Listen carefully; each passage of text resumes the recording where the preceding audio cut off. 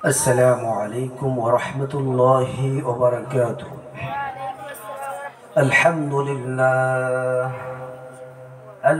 لله الذي جعل الشمس والقمر بحسبان والنجم والشجر يسجدان وفضل زمانا على زمان كما فضل مكانا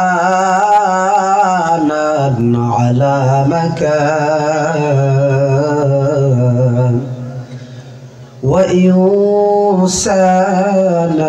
على إنسان ونشهد أن لا إله إلا الله وحده لا شريك له لا ضد له ولا ند له ولا مثل له ونشهد أن سيدنا وسندنا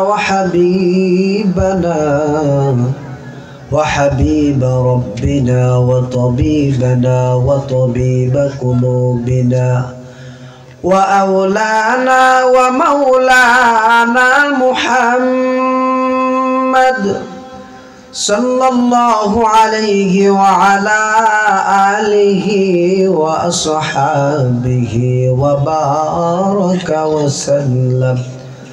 وبارك وسلم تسليما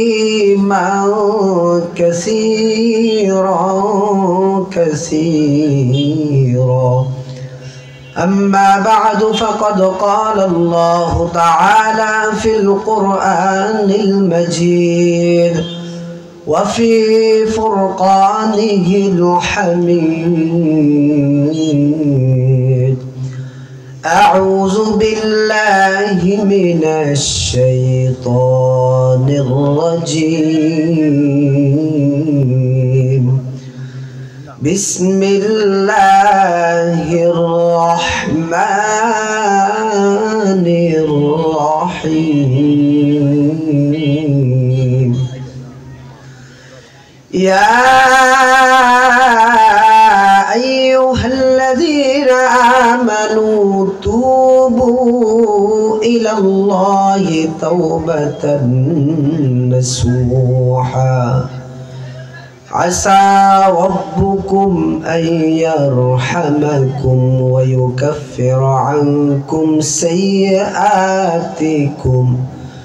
ويدخلكم جنات تجري من تحتها الأنهار وقال تعالى في موضع آخر ويا قوم استغفروا ربكم ثم توبوا إليه يرسل السماء عليكم مدرارا ويزدكم قوة إلى قوتكم ولا تتولوا مجرمين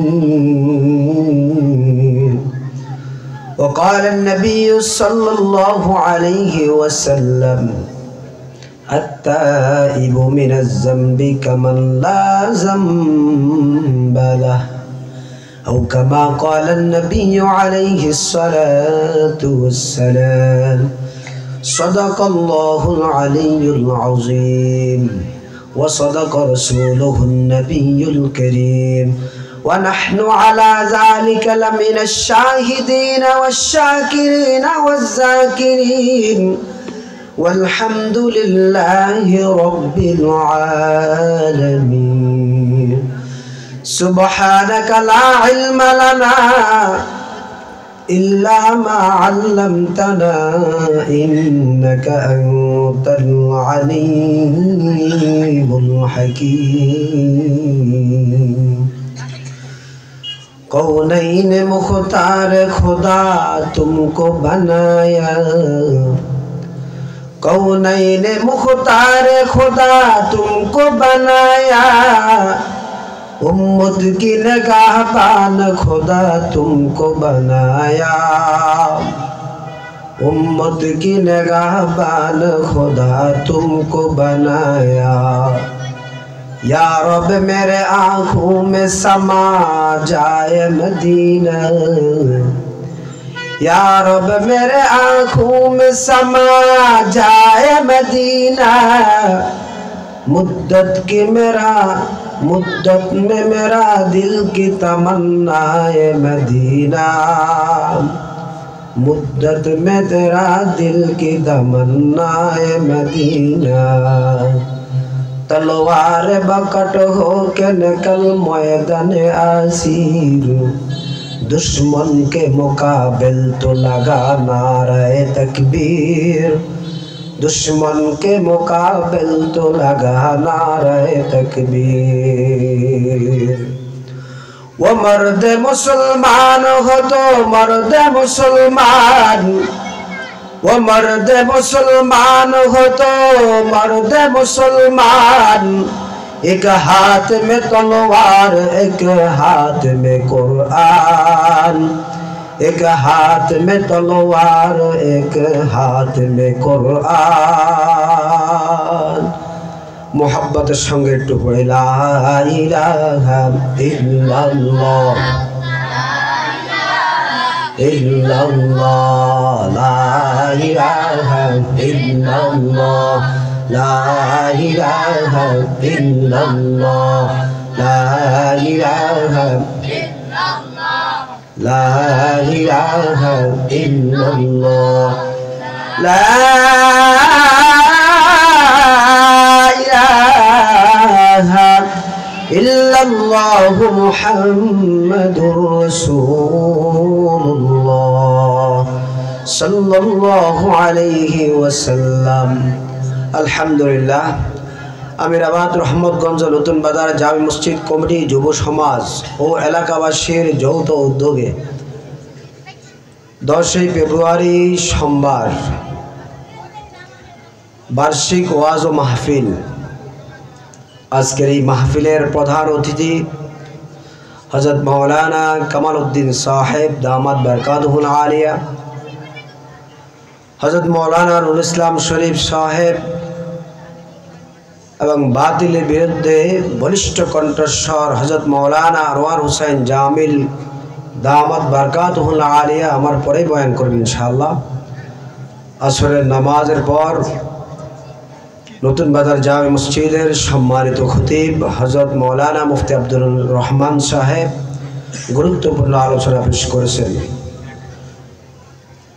সম্মানিত সভাপতি, প্রধান অতিথি, বিশেষ অতিথি বৃন্দ, মহান আল্লাহ তাআলার নিকট অসংখ্য অগণিত শুকরিয়া যে আল্লাহ তাআলা ফিতনা ফাসাদের জামানায় এরকম দিনই একটি মাজমা আয়োজন করার, আমাদেরকে আসার বসার কিছু কথা বলার এবং শ্রবণ করার তৌফিক দান করেছেন। এই জন্য কালিমাতুশ শুকর আদায় করি আলহামদুলিল্লাহ। সময় অত্যন্ত অল্প, ভূমিকায় না গিয়ে সরাসরি যে বিষয় আলোচনা করব, আলোচনার উপর যে আয়াত আমি তেলাওয়াত করেছি, আয়াত এবং হাদিস থেকে আলোচনা শুরু করব ইনশাআল্লাহ। আমাদের জীবনে আমরা অনেক গুনাহ করেছি, কার হায়াত কবে শেষ কেউ জানে না। আমার হায়াত কবে শেষ আমি জানি না। হয়তো আজকের এই মাহফিলটা আমার আপনার জীবনের সর্বশেষ মাহফিল হইতে পারে, কি বলেন ঠিক কিনা? মৃত্যুর আগে আগে মৃত্যুর প্রস্তুতি গ্রহণ আমাদেরকে অবশ্যই করতে হবে। বান্দা যখন গুনাহ করেই ফেলছে, এখন তাকে তো তওবা করতেই হবে। তওবা করা ছাড়া যদি আমি আর আপনি দুনিয়া থেকে বিদায় গ্রহণ করি, তাহলে আমার আপনার অবস্থা কি হবে? বান্দা যতই গুনাহ করুক না কেন, বান্দা যদি খালেস দিলে তওবা করে আল্লাহ তাআলার দিকে ফিরে আসতে পারে, তো আল্লাহ তাআলা বান্দাকে ক্ষমা করে দেবেন ইনশাআল্লাহ। এইজন্য আল্লাহ তাআলা বান্দাকে ডাক দিয়ে বললেন, ইয়া ইবাদিয়াল্লাযীনা আসরাফু আলা আনফুসিহিম লা তাকনাতু মির রাহমাতিল্লাহ।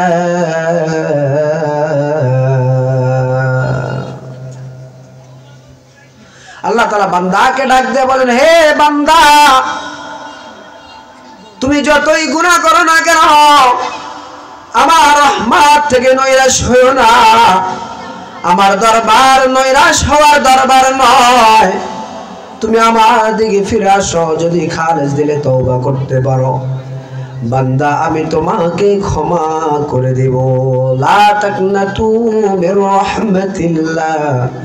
আমরা সবাই আল্লাহ তাআলার রহমতের ভিখারি। আল্লাহ তাআলা বলছেন আমার রহমত থেকে নৈরাশ হইও না। তবে আমাদেরকে তওবা করতে হবে খালেস দিলে। সূরা তাহরীমের 8 নং আয়াত আমি আপনাদের সামনে তেলাওয়াত করছি। আল্লাহ পাক রব্বুল আলামিন সূরাতুত তাহরীমে ঈমানদারদেরকে ডাক দিয়ে বলেন, ইয়া আইয়ুহাল্লাযীনা আমানু তুবু ইলাল্লাহি তাওবাতান নাসুহা। হে ঈমানদাররা, তুবু তওবা করো, ফিরে আসো। তাওবাতান নাসুহা, তওবা করার মতো তওবা করো। খালেস দিলে তওবা করো। খালেস দিলে যদি বান্দা গুনাহ থেকে তওবা করতে পারে, তাহলে আল্লাহ তাআলা বান্দার গুনাহগুলি ক্ষমা করে দিবে। আল্লাহ পাক রব্বুল আলামিন বলেন, ওয়া ইউকাফিরু আনকুম সাইয়্যাতিকুম। আল্লাহ তাআলা তোমাদের গুনাহগুলি ক্ষমা করে দিবেন। শুধু তাই নয়, ওয়া ইউকাফিরু আনকুম সাইয়্যাতিকুম ওয়া ইউদখিলকুম জান্নাতিন তাজরি মিন তাহতিহাল আনহার।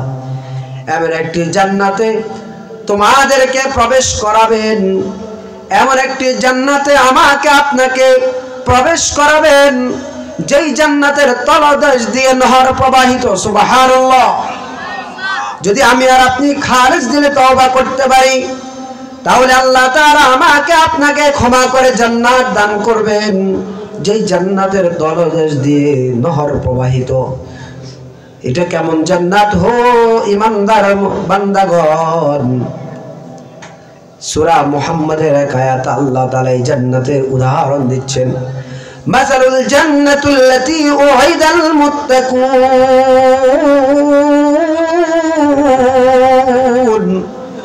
আল্লাহ পাক রব্বুল আলামিন বলেন, মুত্তাকিনদের জন্য যে জান্নাত আল্লাহ তাআলা বানিয়েছেন, ওই জান্নাতের উদাহরণ, ফিহা আনহারুম মিন মাইন গায়রি আসিন। ফিহা আনহারুম মিন মাইন গায়রি আসিন। সেই জান্নাতের মধ্যে অনেক ধরনের নহর প্রবাহিত হবে, বেজাল মুক্ত পানির নহর প্রবাহিত হবে। ওয়ানহারুম মিন লাবানিন লাম ইয়াতাগায়্যার তা'মু। দুধের নহর প্রবাহিত হবে, এমন দুধ যেই দুধের স্বাদ কখনো পরিবর্তন হবে না। ওয়ানহারুম মিন খামরিল লাযযাতিল লিশ-শারিবিন। এমন জান্নাত আল্লাহ তাআলা বান্দা বান্দিকে দান করবেন, যেই জান্নাতের মধ্যে আল্লাহ তাআলা বান্দাকে মদ পান করাবেন। জান্নাতে মদ পান করাবেন, এই জন্য দুনিয়াটা আল্লাহ তাআলা মদকে হারাম করে দিয়েছে। স্বচ্ছ মদ আল্লাহ তাআলা জান্নাতে বান্দাকে কি করবেন? পান করাবেন। এরকম জান্নাত পেতে আমরা রাজি কিনা? যদি এরকম জান্নাত আমরা পাইতে হয়, দুনিয়ার এই ভোগ বিলাস আমাদেরকে ভুলে যেতে হবে, এক আল্লাহর পাগল হইতে হবে। যতই কাজ থাকুক না কেন, যতই ব্যস্ততা থাকুক না কেন, মাওলার মুহাব্বতে মসজিদের দিকে দৌড় দিতে হবে। ঘরে বসে থাকলে হবে না, কাজে ব্যস্ত থাকলে হবে না, দোকান পাটে আপনি ব্যস্ত থাকলে হবে না। নামাজকে বলা যাবে না আমার কাজ আছে, কাজকে বলতে হবে আমার নামাজ আছে। ওই মাওলার দিকে দৌড়তে হবে, মাওলার দিকে যদি আমি আর আপনি ধরতে পারি, তাহলে আল্লাহ তাআলা আমাকে আপনাকে এমন জান্নাত দান করবেন, জান্নাতের আলোচনা যখন করা হয় মনে হয় যে এখনই জান্নাতেই চলে যায়। কিন্তু যখন দুনিয়ার কাজকর্মে ডুবে যায়, জান্নাতের কথা ভুলে যায়, কবরের কথা ভুলে যায়। প্যারা হাজিরিন, গুনাহ তো আমরা করে ফেলেছি, এখন আমাদেরকে কি করতে হবে? খালেজ দিলে তওবা করতে হবে। হযরত হুদ আলা নবিয়িনা ওয়া আলাইহিস সালাতু ওয়াস সালাম তার কওমকে বিভিন্ন বিষয়ে কথা বলেছেন, তার কওমকে বিভিন্ন বিষয়ে সতর্ক করেছেন, তার কওমকে দাওয়াত দিয়ে বলেছেন, হে কওম, আমি যে তোমাদেরকে দাওয়াত দিচ্ছি, আমি তোমাদের নিকট কোনো বিনিময় চাই না। আমি হুদ আলাইহিস সালাতু ওয়াস সালাম আল্লাহ তাআলার নিকট বিনিময় চাচ্ছি, আমি তোমাদের নিকট বিনিময় চাইব না। হে আমার কওম, তোমাদেরকে বলছি, ওয়া কওম ইস্তাগফিরু রাব্বাকুম, ওয়া কওম, হে আমার কওম, ইস্তাগফিরু রাব্বাকুম, গুনাহ তো অনেক করে ফেলেছো, অপরাধ তো অনেক করে ফেলেছো, ইস্তাগফিরু রাব্বাকুম, তোমাদের রবের কাছে ক্ষমা চাও,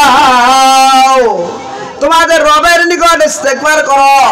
ইস্তাগফিরু রাব্বাকুম সুম্মা তুবু ইলাইহি,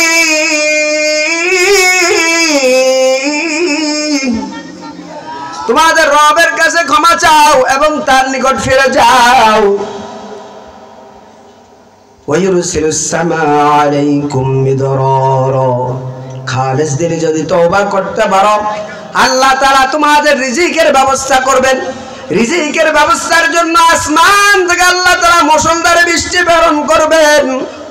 মুষলধারে বৃষ্টি প্রেরণ করলে মৃত জমিন জীবিত হয়, এখান থেকে ফসল উৎপাদিত হয়, ঠিক কি না?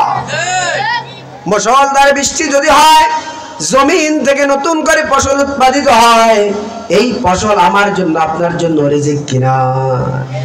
আল্লাহ তাআলা রিজিকের কথাই বলেছেন। হযরত হুদ আলাইহিস সালাতু ওয়াস সালাম তার কওমকে ওয়াজ করলেন, সুম্মা তুবু ইলাইহি, তার নিকট ফিরে যাও। ওয়ায়ুরসিলুস সামাআ আলাইকুম মিদরারা, ইস্তিগফার করো এবং তার নিকট ফিরে যাও, তাহলে আল্লাহ তাআলা তোমার জন্য আমার জন্য রিজিকের ব্যবস্থা করে দিবেন। ওয়ায়াজিদুকুম কুওয়াতান ইলা কুওয়াতিকুম, শুধু তাই নয়, শক্তির পর শক্তি আল্লাহ তাআলা বৃদ্ধি করে দিবে। আল্লাহ তাআলা শক্তি বৃদ্ধি করে দিবেন। এইজন্য মুফাসসিরিনে কেরাম বলেন, আপনি কোন একটি কাজ করতে গেছেন, কাজ করতে করতে দুর্বল হয়ে গেছে, কাজ এখনো শেষ হয় নাই, ইস্তিগফার করতে থাকেন, আবার আপনার ভিতরে শক্তি আসবে, আবার আপনার ভিতরে শক্তি আসবে।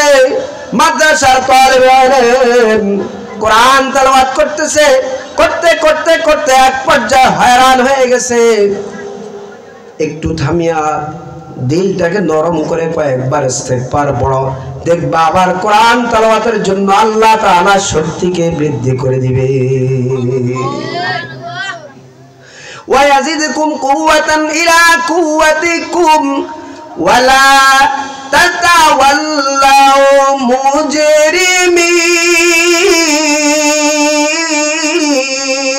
মুজরিমিন। এই কালামে জিন্দা কোরআন হাকিম, حكمت أولى يزالست قديم جميع العلم في القرآن حكيم تقاصرت عنه أفهام الرجال بقى قرآن كلام الله بشانو قديم استي نوينو ومسلمان ইমানদার হুদ আলাইহিস সালাতু ওয়াস সালাম তার কওমকে ওয়াজ করেছেন। শুধু তাই নয়, পয়গম্বর নূহ আলা নবিয়িনা ওয়া আলাইহিস সালাতু ওয়াস সালাম ইস্তিগফারের বিষয়ে তার কওমকে ওয়াজ করেছেন। হে কওম, গুনাহ তো অনেক করেছো, অপরাধ তো অনেক করেছো। আমি নূহের নাম আব্দুল গাফফার ছিল, তোমরা আমাকে দিনের বেলায় মাইর দিতা, রাত্রি বেলায় তোমাদের হেদায়েতের জন্য আমি মালিকের দরবারে দুই হাত উত্তোলন করি, আল্লাহ তাআলার কাছে দোয়া করতাম আর তোমাদের হেদায়েতের জন্য কান্নাকারি করতাম। ও দয়ার মালিক, তুমি আমার কওমকে হেদায়েত দিয়ে দাও। আল্লাহু আকবার। তোমাদের জন্য আমি কান্নাকারি করতাম, যেই কারণে আল্লাহ তাআলা আমাকে আব্দুল গাফফার বলে ডাক না দিয়ে নূহ বলে ডাক দিয়েছেন। আমি নূহ তোমাদেরকে বলি, অপরাধ যাই করছো আবার রবের দিকে ফিরে আসো। ফাকুলতু আস্তাগফিরু রাব্বাকুম ইন্নাহু কানা গাফফারা। নূহ আলাইহিস সালাতু ওয়াস সালাম বলেন, হে কওম, আল্লাহ তাআলার নিকট ক্ষমা চাও। ইন্নাহু কানা গাফফারা, যারা কওম কেন ক্ষমা চাইবা? আমার আল্লাহর দরবার নৈরাশ হওয়ার দরবার নয়, তিনি ক্ষমা করে দেন। ফাকুলতু আস্তাগফিরু রাব্বাকুম ইন্নাহু কানা গাফফারা ইউরসিলিস সামাআ আলাইকুম মিদরারা ওয়া ইউমদিদকুম বিআমওয়ালিন ওয়া বানিন। মুসলধার আল্লাহ তাআলা বৃষ্টি বর্ষণ করবেন। কেন? রিজিকের জন্য। কোন জায়গায় বৃষ্টি হচ্ছে না, সবাই মিলে ইস্তেগফার করো যে আমাদের গুনাহের কারণে এই জমিনে বৃষ্টি হচ্ছে না। এই জন্য সালাতুল ইস্তিসকার নামাজ পড়া হয় আমাদের দেশে, ঠিক কিনা? ইস্তেগফার করো, আল্লাহ তাআলা মুসলধারে বৃষ্টি দান করবেন। ওয়ায়ুমদিদকুম বিআমওয়ালিন ওয়া বানিন। শুধু তাই নয়, যদি ইস্তেগফার করতে পারো তাহলে আল্লাহ তাআলা সম্পদ বৃদ্ধি করে দিবেন। সুবহানাল্লাহ।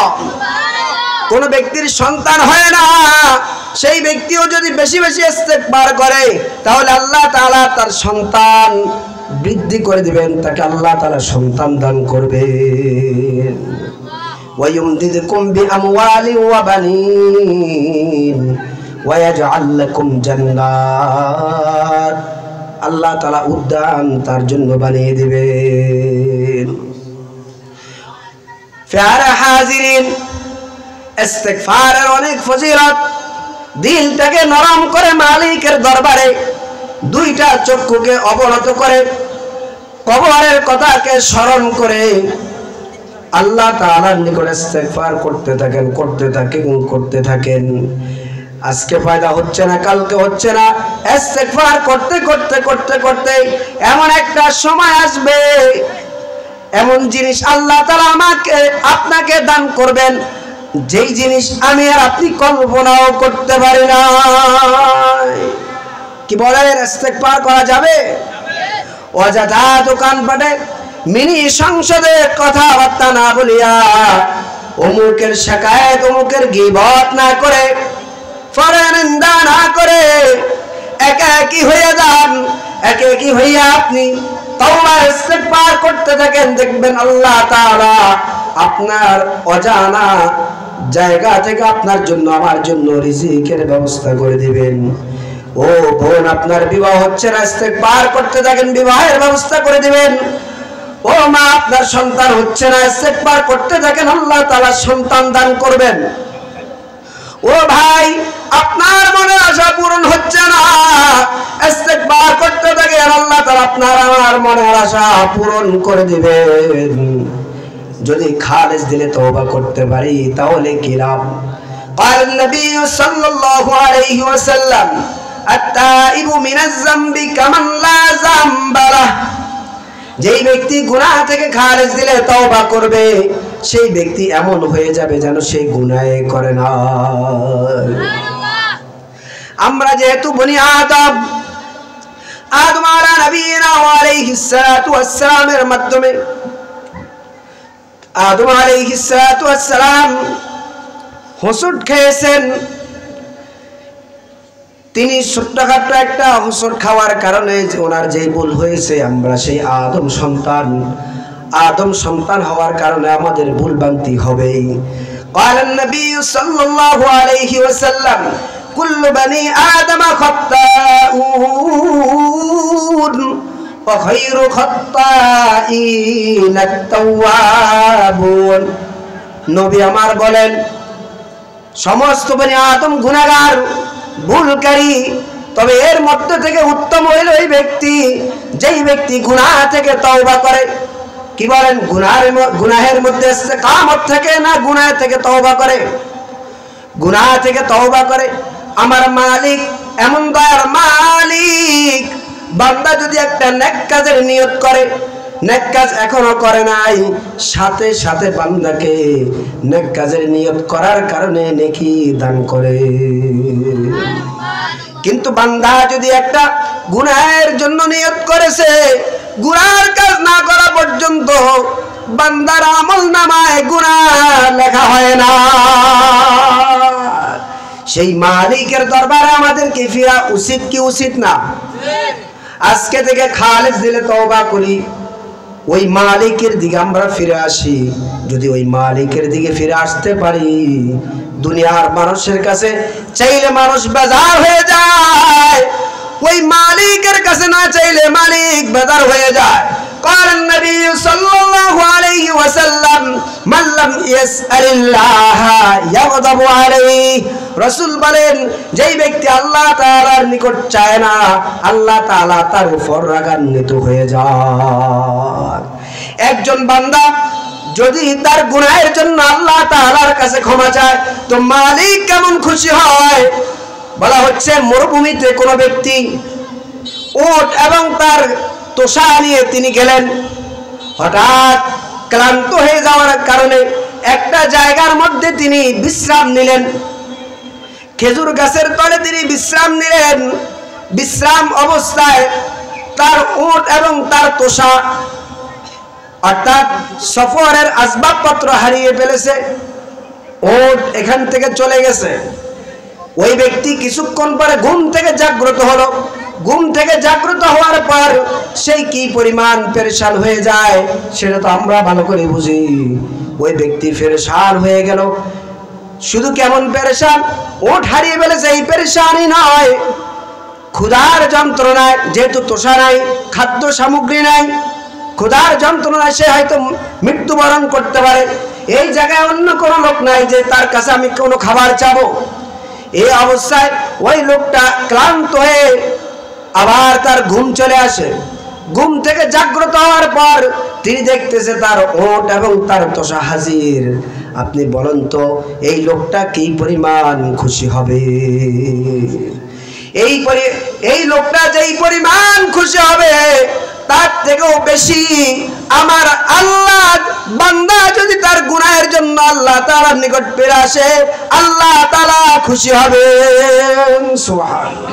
শুধু তাই নয়, আরেকটি হাদিস বলে আমি আলোচনা শেষ করছি। হাদিসে কুদসির মধ্যে এসেছে قال النبي صلى الله عليه وسلم إن الله عز وجل يبسط يده من الليل ليتوبوا। হাদিসে কুদসির মধ্যে আসছে আল্লাহ পাক রব্বুল আলামিন রাত্রি বেলায় বান্দার জন্য তার কুদরতি হাত সম্প্রসারিত করে দেয়। যেই বান্দা দিনের বেলায় গুনাহ করছে, এই গুনার জন্য আল্লাহ তাআলার কাছে ক্ষমা চাইবে। আবার আল্লাহ তাআলা দিনের বেলায় বান্দার জন্য তার কুদরতি হাত সম্প্রসারিত করে দেয়।